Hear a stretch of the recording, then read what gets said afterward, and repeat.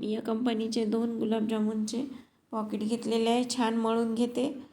Normal room टेम्परेचरचं दूध टाकायचं, एकदाच नाही टाकायचं, थोडं थोडं टाकून छान आपण पोळीला कणिक मळतो ना तशी मळून घ्यायची. आता अशी कणिक मळल्यावर आपल्याला नरम करताना हाताला चिटकते, त्यामुळे तुम्ही तूप किंवा तेल लावून घ्या. बघा किती छान सॉफ्ट मळलेले आहे, त्यामुळे आपले गुलाबजामुन क्रॅकसुद्धा जाणार नाही आणि छान सॉफ्ट होतात.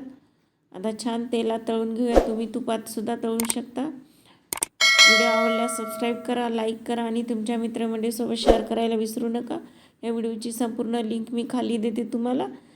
माझ्या चॅनेलला अवश्य भेट द्या आणि बघा. आणि तुम्ही कुठून बघता हा व्हिडिओ मला कमेंट करून सांगा. बघा त्याच्या सतत झाऱ्या फिरवत राहायचा, त्यामुळे एकसारखा कलर येतो, बघू शकता. आणि आता हे गरम गरमच पाकात आपल्याला टाकायचे आहे, त्यामुळे छान पाक मुरतो आणि खूप टम्म असे फुगतात आणि चवीलाही छान होतात. थँक्यू.